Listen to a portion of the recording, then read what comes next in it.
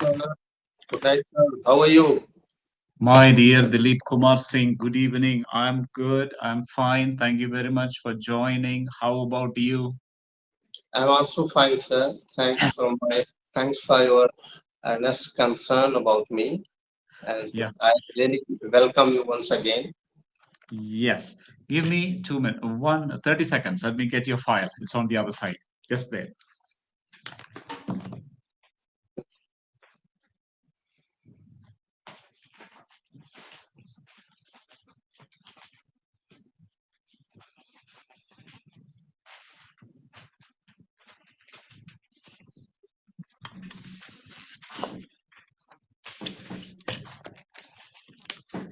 Yes, here is somebody from UP, Dilip Kumar Singh from UP, near to Ayodhya. We met on the 17th of August, government teacher in a primary school. 24, got this job when you were 24 years old. And then you have now worked for about 16 to 17 years. You are now head teacher and school up to 8th class. Am I correct? Okay, sir. Once again, I thank you for elaborating so much on myself, on about my personality and my work. So Yes, Dilip. This it, is it all about. shows really that you are so much concerned about the other learners also. Thank you, Dilip. There is always a file here for you. No word that you say will be wasted. Everything is registered, right? Today, let's see how. Today we are going to. Are you okay? What is it that you are using? What gadget are you using? Laptop or mobile? Mobile, sir. It's mobile. Actually, I'm Mobile. not very tech friendly, though I have gadgets. I have tab, I have a laptop, but Mhm. I'm learning things because from all these aspects, I'm not good at it. So I'm learning day by day. Both of us are in the same boat. I'm also learning day by day. Gadgets, I don't like any of the gadgets, but out of necessity, I use them. It is Yeah. just that. You ask me anything more than that, I don't know anything. I don't know. Probably because I don't have Instagram. I don't go to what is it, social media apps other than YouTube sometimes just to watch, sometimes just to update myself. Dilip, I hear you speaking very well. I like the way you pronounce words. And I Thanks, like the way thanks you, for your oh complimentary words towards me, sir. my Thanks. God, you speak so well. Like it. How did you tell me something about your childhood? This is our second meeting, right? Yeah, this is our second meeting, sir. And how come I didn't notice this the first time when we didn't I compliment you on that day also? No, I didn't. No, sir, Something went actually, wrong. uh, at that day, it was not visible. The screen was not visible. We were not Um, visible to each other. That is why we were facing uh, lots of problem to get accommodated to each other. okay, okay. Now I get you. Yeah. Today is yeah. Say, tell me something about your childhood. There's something is there about you, so special about you. Otherwise, you Okay, wouldn't so be I, speaking English like this. yeah, I'll pleased to just tell about my own childhood. And Yeah. actually, I belong to a very rural background, and Mm. where Hindi is spoken everywhere. And we started our going to school when we were 7 to 8 years. And Mm. that time we even missed our few classes. Like Mhm. directly, I know as far as I know about myself, I started uh, like from third grade, and actually those were the days when all these things happened. We just now can imagine that such type of system was there, and when people just missed most of their earlier classes. So I was among all of those, among one. So I just started my education from child, and since that I just did well in studies. And though I was not from science background, so a lot of portion, and I think that with the sharpness which we can see easily in science background people, so I miss all those areas, but in humanities, in all the subjects, I was good at. So in my childhood, I used to be a very shy person, and till this time, I am also. I'm trying to open up. So those time I just was a very disciplined student, and I used to take things uh, very easily. I used to take things like it is being done by God, so we should not complain. We were very complacent. So uh, actually, for being in uh, to become like that person, I faced a lot of problems also. And when I was in my seventh grade, then I faced lots of health issue. So, and for that reason, I just left 1 year of education, and after that, I started from class 8. And once, actually, there happened a very horrific incident with me. Those were the time when teachers used to be very strict. Then those were the teachers. Though the teacher was very excellent, he was very good, kind person, but the discipline was that, and it was socially accepted that beating was in rife, like it was very popular means of keeping students under control. So once the teacher was just teaching science classes, and the chapter I'm not familiar about that, but he was teaching, and he was teaching with a stick. A bit of that stick just directly came in my eye, so that I suffered a lot until 1 year. I suffered lots of problems from here and there, even Chennai, even Delhi, and those time the technologies were not in such a way as we enjoy now. So I faced a lot of problem from that way, and luckily somehow I just saved my eyes. But the doctor told me that if you just take further medicine, take further, get it operated, then you might face a big problem. The bigger issue would likely to come with your both of our eyes. So just from that time, I just came under huge pressure, and I was terrified that in future, and I started suspecting, I started having suspicion on myself that whether I would be able to do something good in my life or not, because those that was a very tender age for me. For the a student like me, I was just 12, uh, 12 years old. So, but from that time, I somehow came out of that difficult zone, and I started uh, preparing for government examination. I took further degrees, and the life went on. So I did not waste any of my year from that time, and I did well in my studies. And now, uh, when I became a teacher, then and actually that incident uh, put a lot of pressure on me, so that I started believing on myself that something anyhow I have to get to do good in life. But uh, I did not use my potential, whatever I had, and for further studies. And most of the complete examinations like UPSC, the state civil service examination, just started believing that those high and mighty people and the people and students from very uh, sound background, they just can clear these examinations, and we the people, common people, cannot do anything. So I did not get good exposure. So in these were the gray areas where I did not do well. I don't. But whatever I'm now I'm just I have started to open up myself. So maybe possible. I just want to teach students online. So for that, I have started trying. So this is all about my childhood and my journey till this time. Wow, Dilip, you have been through too much, Yes, sir. right?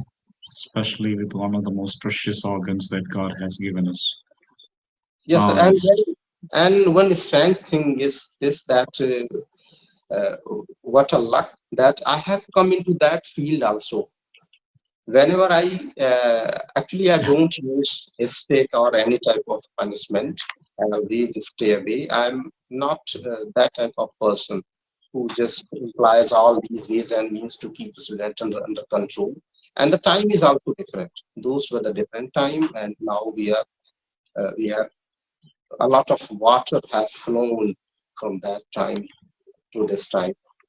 So, but I remind the incident whenever some other teachers start beating students, then I just remind those incidents that incident that it had happened with me earlier.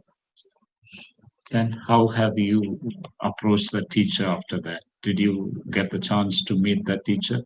Or did that teacher come to meet you at some time, at some point in your life?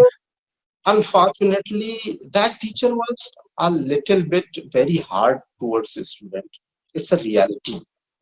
He wanted to Oh, terrorize the student, and for that reason, I had a difficulty dislike. in learning mathematics. And this is the negative aspect of that teacher, that particular teacher, because on a screen I would not like to criticize that teacher, Yeah, because yeah. teachers are teachers. I'm also in that same field, but unfortunately he met with a horrific incident after a few years, and he's no more now.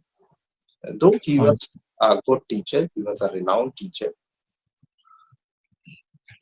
sometimes it happens. What to do? Sometimes it happens like that. I remember once when I was in the Maldives, I did something similar and I was a little frightened of that. What happened was that 2000, 1997, I went to the Maldives with my wife. She's a mathematics teacher, I'm an English teacher. So both of us were under the Ministry of Education, and then we were appointed teachers in AEC, Atoll Education Center. Atoll Education Center would mean nearly 2,500 to 3,000 students because they would come. And atoll comprises of small islands. So the main area is the atoll, and then atoll head office, and then the neighboring islands would send their kids to attend schools.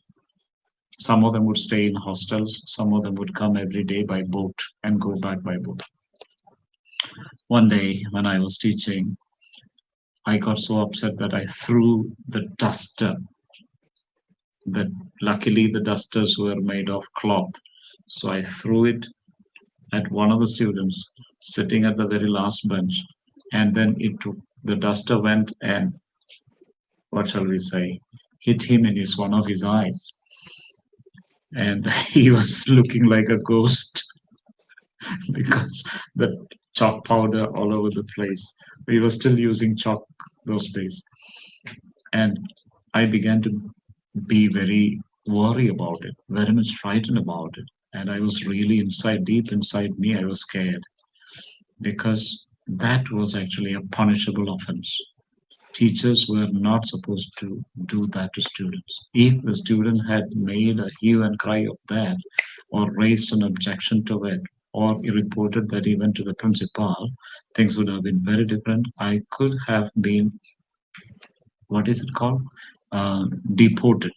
I could have been sent back, and that was really very bad. But luckily, the boy acted quite cool, and he said, "Sir, it's okay. I think I deserve this. I was actually disturbing you in the class. I'm sorry for that." And then he did it. And there was another time when, because of me, because my wife, while she was teaching, one of the students by the name Ibrahim in year 8, he took a compass and he threw it like this at her, and then it just passed her eyes like that. And then she reported this to me, and I went into his class, pulled him out, caught him by the collar, and then I threatened. I said, I will simply cut you into pieces and throw you in this Indian Ocean because we are on an island and everywhere it is Indian Ocean in the Maldives. that became a big issue. First of all, the threatening language that I used. The boy immediately got out of the class, and some of the other ruffians also got with him, and they went and reported it to the principal. They went home, called their parents, and then the funniest part, or the most threatening part of it, was that the whole island got divided into two because of this. Those that support me and the principal and the teachers, and those who supported this fellow and his uncle. His father was quite okay, but his uncle and this boy, they were really threatening us. So they came to our quarters where we were staying, and then the uncle came and said, "Where is the teacher from India? He should be cut into pieces and thrown into the sea right now." He borrowed the same words that I said to his this fellow, and then he threatened the house owner. Luckily, the house owner supported me and my wife. The house owner and his wife, they were very strong. And if that kind of a local support, if you have, then you will not face any difficulties. So this house owner and his wife. But then for that, he had to pay a very high price. That night, his boat house was burnt. The house in which his boat was kept was completely burnt with his boat inside. And then people filed, especially this uncle of the boy, they filed a case against him with the atoll chief. But luckily, the principal called for a meeting that evening. And so he called the whole island, came for the meeting. Imagine 3,000 students, the whole island came. And he held a meeting, and he went on stage and he said, "Tell me now, how many of you need expatriate teachers? If you don't need expatriate teachers, foreign teachers, I'm just sending them away. Tomorrow I'm sending them back. It is your children who will not have the opportunity to study." And we were around 18 to 19 of us foreign teachers. So he said, "I'm going to send them all away tomorrow." So now the islanders came to their senses. They had little meeting here and there. Finally, the whole island became one, except this boy, his family, his uncle, and all that. The atoll chief was there. Atoll chief is like the district collector. That is the power that they have. So he immediately dialed to Male, the capital, and he complained. He lodged a complaint against the mama, the uncle, and the boy. And within 2 hours, I think, police came by speedboat, took the boy and his uncle, and put them under house arrest for 14 days in Mali, the capital.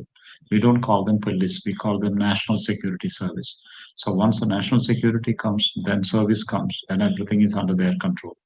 So they came, took the boy right to Male by speedboat, all because of this one incident. So I became very famous. And then, out of my fear and scare for my life, I applied for a transfer. And because we had completed 3 years on the island, we were eligible for a transfer. And then the ministry considered that positively and gave us a transfer to another island. But when we went to Mali, the capital, we happened to meet this fellow there, and he was a very kind boy. He was completely transformed. He came running to me and then said, "Titus, how are you? Are you okay? Are you good?" Everything was forgotten. The past incident was forgotten, and he was one of our best friends after that. So this incident also happened like this because you are playing with a very difficult community. Fishing community is difficult because their only source of income is fishing, and they only see the the deep sea, the roaring waves, the unstable or completely what is it called, the turbulent sea. So that is the kind of life that they know, meeting the very dangerous parts of life. And when they come back, it is written in books, and it is also told to us, don't play with fishermen who go out into the sea. If they don't like you, they will behave very badly with you, and cruelly will they treat you. So this was one experience that I just wanted to share with you also, the tough times actually. Actually, Ah, there are times when God comes to save us. Otherwise, we have encountered lot of other issues in our life when it when we just had thought that life is not going to be no more in future. We Yeah. actually surrendered. We actually gave in, but God came on our way and saved our life. Oh, I So see that you are a it believer. happens in Listen. life on regular basis. Yeah, well, Miracle happens. yeah, yeah. Nothing happens without the power of God, without the hand of God, saving power of God. I have experienced it so many times through me. First time when I was in Meghalaya, we were teaching there in one of the government schools, yes. And while we were in our quarters, the whole night, the KSU, Kasi Students Union, they were against us. They didn't like us teaching in their area. And so that was way back in 1992. They continued throwing stones when the road construction was going on. So they had sufficient huge materials there, huge, what shall we say, pieces of rocks that they could throw. Continue to throw at our quarters for about 2 hours. No exaggeration. And my daughter, now she's big, she's 30 years old. That time she was 72 days old. And we thought that was the end of us. Luckily, after about 2 hours, it stopped. Then several earthquakes that we have faced while we were there. Then we flew to the Maldives, and then came the tsunami. We were victims of tsunami, the tsunami that took place in 2004. We lost everything. And one early morning, 26th of December in the year 2004, when the tsunami struck, we were in our bedroom. Suddenly, we saw the water coming in, gushing in dirty water, and we understood something was wrong. We immediately went out wearing the same topi, same lungi, and all, and just my wife in her nightie. Then we found things difficult. But luckily, we were once again, as you said, we were safe in the hands of God. Like you Anyhow, said, that time of tsunami, had you got narrowly escaped? we just Narrowly, narrowly escaped. It was a real narrow escape. We could have died, but luckily, we were out in the open for some time, and the water didn't come back. And besides, we were not in the most affected area, but we were this side of the island. But on our island, 9 people died. On our actually, small island. yeah, all of a sudden it happened. It was very scary that time.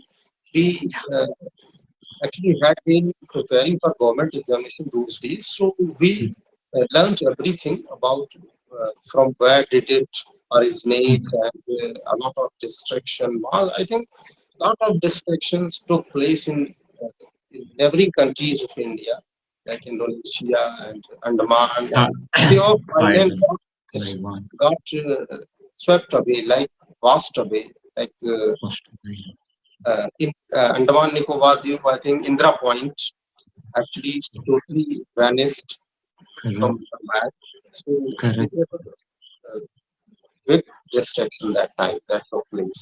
Just like Still, we are also watching the frequent flash floods that have been taking place in Uttarakhand and some hilly areas also nowadays. hmm. It becomes very scary.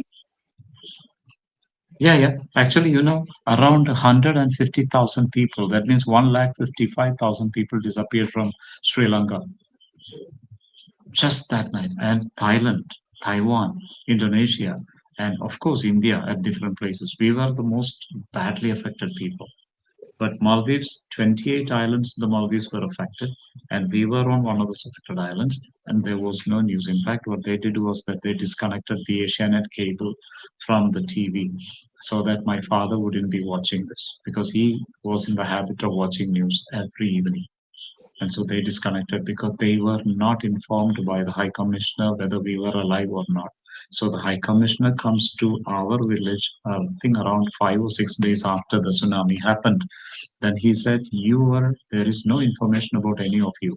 And so please give me your phone numbers. I will go back to Male, and then from the High Commission, I will call your parents and say that you are all alive. So it was a terrible time anyway. Yes, And but then I, we I left one more Mr. thing is that from which district of Kerala you belong to? I come from Kottayam. Kottayam. Kottayam. Kottayam. Yeah. Kottayam. Have you been to Dilip? Have you been to? No, no, I have not been to, but I'm intending to be there, and Come, let me maybe. know when you are coming. Let Yes, me sir. know when you will be coming. Let me know when you will be coming. Yeah, I will Let be me know. coming. Yeah, I will be coming very soon. I think maybe in this winter season, when I Yeah, get a vacation, then I will yeah, plan to visit. Because yeah. Kerala is a very, and I think it's called the uh, God place, like God's own country. That's what country. it So, is. God's own and country. it is also Dilip. famous for its backwater lakes Yeah, and a yeah, yeah. very beautiful stages. And Very true. from all aspects, Kerala is a very nice place. And one of the author, Sasi Tharoor, I just Ah, listen and watch all this uh, English yes, podcast. Dilip. Yes. Let me know when you would be coming. Surely we'll be happy to meet you.